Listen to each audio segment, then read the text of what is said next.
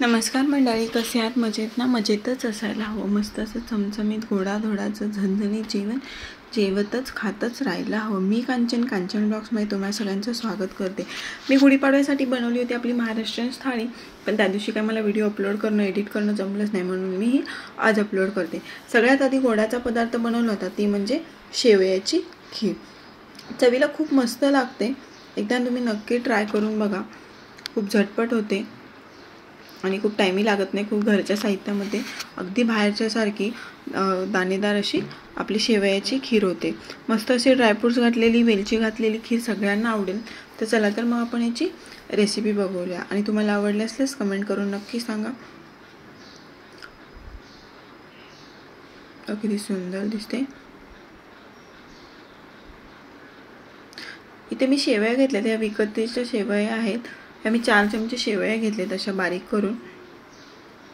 वेलची घेतलेली आहे, ह्याची नंतर पावडर बनवणार आहे. ड्रायफ्रूट्स घेतलेत, मिक्स ड्रायफ्रूट्स आहेत. साखर घेतलेली आहे आणि इथे मी कस्टर्ड पावडर घेतलेली आहे. कस्टर्ड पावडरने काय होतं, लगेच आपली जी खीर आहे ती लगेच घट्ट होते, दाणेदार होते, एकदम अशी पातळ पाण्यासारखी होत नाही. आता इथे एका टोपामध्ये मी तूप घातलं. तूप घालून मी ड्रायफ्रूट्स चांगले भाजून घेणार आहे. 1-2 मिनटं फक्त ड्रायफ्रूट्स भाजायचे, म्हणून की खूप पटकन भाजले जातात, त्यामुळे ड्रायफ्रूट्स खूप भाजायचे नाहीत, पण भाजून घ्यायचे तुपावरती नक्की. त्याने काय होतं, क्रिस्पीपणा येतो आणि मग खिरीमध्ये मध्ये असं त्याला खाल्ल्याने की खूप मस्त लागतात.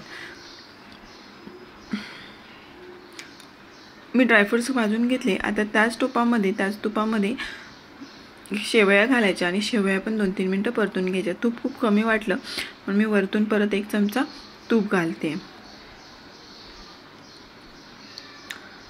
परत तूप घालून मी 2-3 मिनटं परत शेवया चांगल्या भाजून घेतल्या तुपावरती.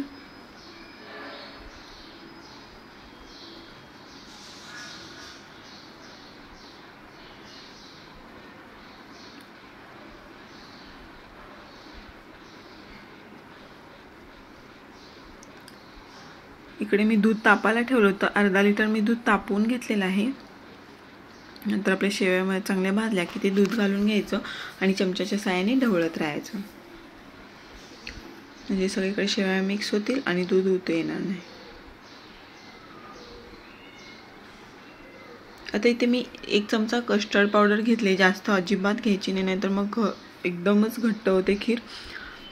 आता त्याच्यामध्ये परत दूध घालते, जे गरम केलं दूध होतं ते, आणि त्याची एक स्लरी बनवून घेते. ह्या पद्धतीने सगळीकडे मिक्स करून घ्यायचं. कुठे गुठळ्या राहणार नाही त्याची काळजी घ्यायची.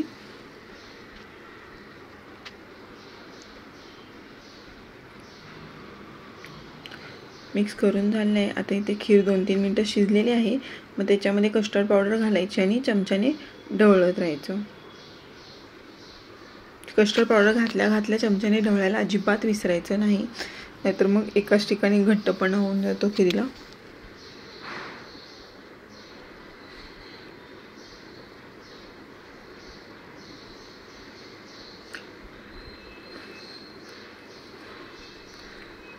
आता खीर आपली म्हणजे शेवया चांगले शिजलेले आहेत आपल्या दुधामध्ये.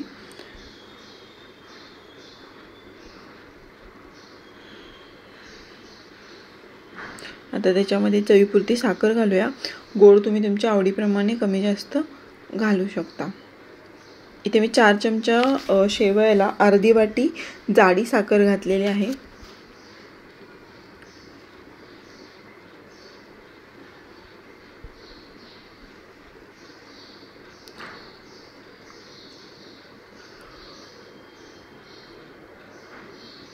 खीर चांगली शिजली की त्याच्यामध्ये आता वेलची पावडर घालायची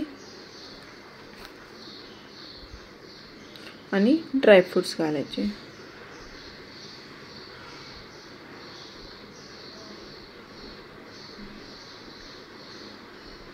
तयार झाली आपली शेवयाची खीर. रेसिपी कशी वाटली कमेंट करून नक्की सांगा. आता खीर थंड झाल्यावर सर्व करायची. बघू शकता किती छान असं दाटसरपणा आलेला आहे. अजिबात पाण्यासारखी वाटत नाहीये. खूप चवीला खूप मस्त लागते. तर ती सर्व करूया आपण एका वाटीत. आधी मी नैवेद्यापुरती काढलेली आहे देवाला.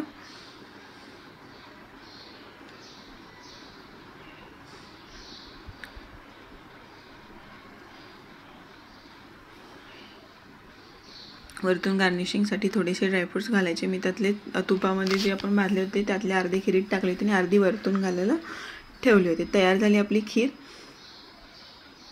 आता जी पुरीसोबत बटाट्याची भाजी असते त्याची रेसिपी बघूया. इथे मी बटाटे उकडून घेतलेले आहेत, ते चांगले हाताने स्मॅश करून घेते. कुकरला 4 शिट्ट्या करून बटाटे मी उकडून घेतले होते, ते आता ह्या पद्धतीने स्मॅश करून घेते. जास्त बारीकही नाही आणि जास्त मोठेही नाही ठेवायचे. इथे माझ्याकडे वाटाणा आहे, हा पण मी शिजवून घेतलेला आहे बटाट्यासोबतच. तुम्ही वरतून घातला तरी चालेल. आता एका मिक्सरच्या भांड्यामध्ये एक मीडियम साईजचा कांदा आणि एक मीडियम साईजचा टोमॅटो मी त्याची एक प्युरी बनवून घेते. ह्या पद्धतीने मी मिक्सरला फिरवून घेतलेलं आहे, पाणी अजिबात घातलेलं नाही आहे. तर इथे कढई तापवली, कढईमध्ये 2 चमचे तेल घालते. तेल चांगलं तापलं की त्याच्यामध्ये जिरी मोहरी घातली. जिरी मोहरी चांगली तडतडली की जे मिक्सरला फिरून घेतलेलं कांदा आणि टोमॅटो होतं ते घालायचं. पाणी का घालायचं नाही तर त्याचे शिंतुडे उडतात सगळीकडे, मग ते किचन घाण होतं आणि पाणी घालायची अजिबात गरजही पडत नाही. ती कांदा टोमॅटोची प्युरी चांगली 4-5 मिनिटं तेलावरती परतून घ्यायची, म्हणजे त्याचा कच्चेपणा निघून जातो.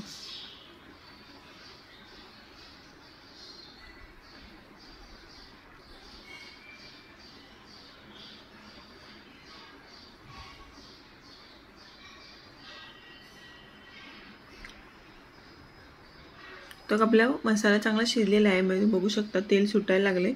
आपला कांदा आणि टोमॅटोची प्युरी चांगली तेलावरती परतली गेलेली आहे. त्याच्यामध्ये अद्रक लसूण कोथिंबीरची पेस्ट घालते, ती चांगली मिक्स करून घेते.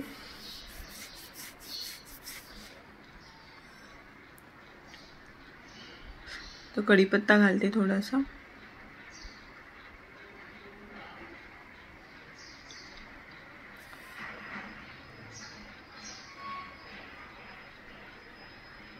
तिथे माझ्याकडे कांदा लसूण मसाला, एव्हरेस्टचा कांदा लसूण मसाला मी यूज केला आहे, तो घालते.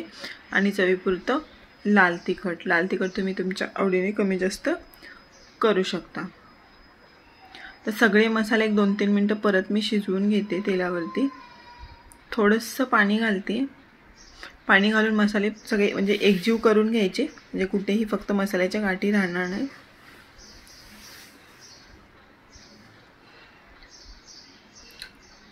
तर पहिला मी वाटाणा घालते. वाटाणा घालून एक 2 मिनटं परतून घ्यायचं आणि नंतर मग आपला बटाटा घालायचा.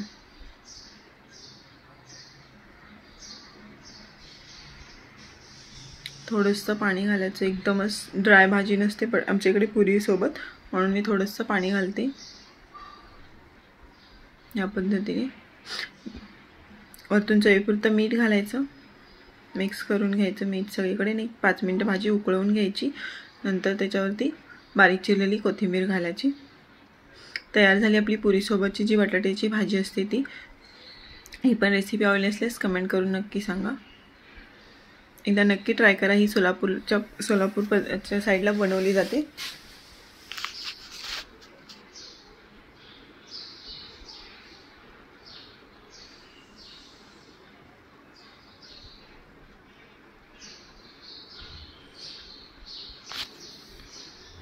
आता आमच्याकडे पुरी भाजी असेल तर वरण भात करत नाहीत, मसाले भात करतात.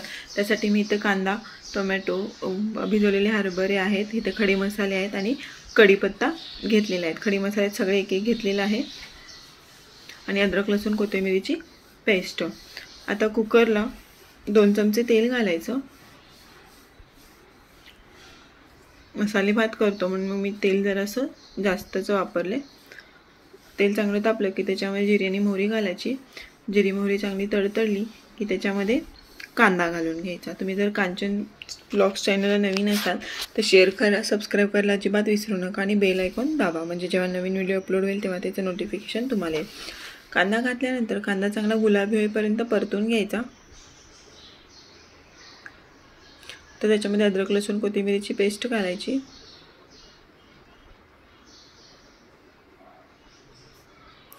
खडे मसाले ॲक्च्युली अगोदर तेलात घालायला पाहिजे होते पण मी ते विसरले म्हणून मी वरतून टाकते. सगळ्यात अगोदर खडे मसालेच घालायचे, नंतर बाकीच्या राहिलेल्या भाज्या घालायच्या, बटाटा वगैरे.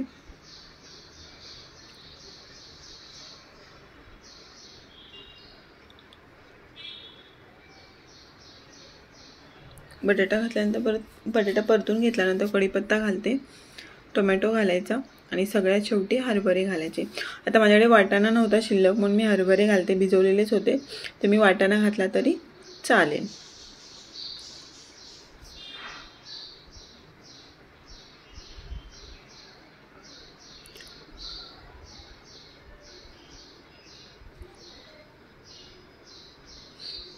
सगळ्या भाज्या तेलावरती परतून झालेल्या आहेत.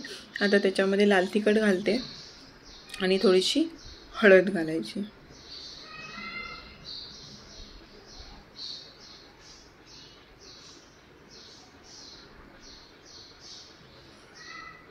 तर मी ते 1 वाटी तांदूळला 2 वाट्या पाणी घालते.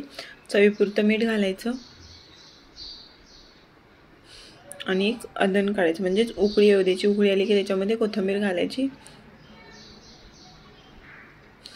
तर 1 वाटी तांदूळ घातलाय मी. तांदूळ घातल्यानंतर मिक्स करायचं. कुकरला झाकण लावून 4 शिट्ट्या काढून घ्यायच्या.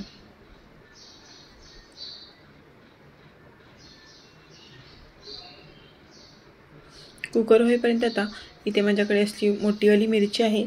याची मिरची भजी करतात आमच्याकडे सोलापूरला. बेसन घेतले, त्याच्यामध्ये मीठ टाकलं, थोडासा सोडा टाकला. आपण मिरची भजी करतो त्यामुळे तिखट वरतून घालायची गरज नाही. पाणी घालून त्याची पेस्ट बनवून घेतली, स्लरी बनवून घेतली अशी पातळवाली, कुठेही गुठळ्या राहणार नाही याची काळजी घेतली. मिरच्या अगोदर तळून घ्यायच्या, म्हणजे मिरच्या आतून कच्च्या राहणार नाहीत आणि मग खाताना कोणी काढूनही टाकणार नाही. ह्या मिरच्या तिखट नसतात, अशावाल्याच मिरच्या घ्यायच्या.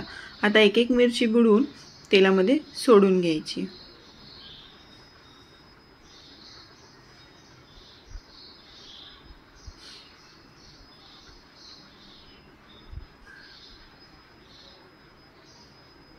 ह्या पद्धतीने मी मिरचीची भजी केलेली आहेत.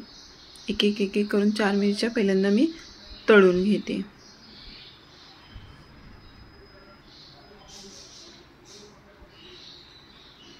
खूप चवीला मस्त होती ही भजी, एकदा नक्की ट्राय करा.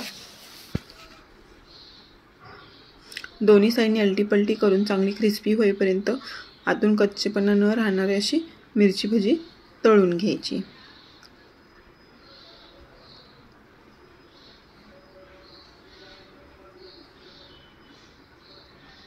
आता काढून घेते मी.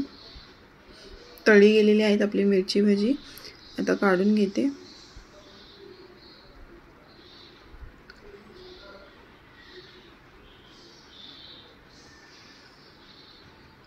मी दुसरी पण मिरची भजी सोडली होती, ही थोडी मोठी मोठी केली, एकदम वड्यासारखी असते. आमच्याकडे पावासारखी टम्म फुगलेली मिरची भजी पण मिळते.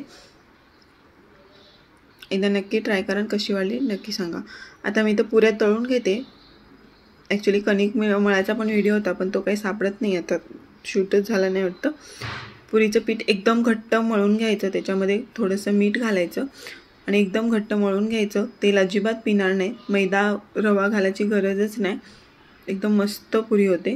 घट्ट मळलं की बघू शकता टम्म अशी आपली पुरी फुगलेली आहे. त्यामुळे त्याच्यात रवा मैदा घालायची किंवा तेल घालायची वरतून अजिबात गरज नाही. फक्त घट्ट गोळा मळून घ्यायचा मीठ घालून. तयार झालं इथं माझं पूर्ण थाळीचा व्हिडिओ. चला तर मग सर्व करायचं. मी शेवयाची खीर घेतली, सोबतच विकत्रीचं श्रीखंड आहे, कधीतरी घरी बनवलेलं पण तुम्हाला मी रेसिपी नक्की दाखवेन. मिरची भजी घेतलेली आहे.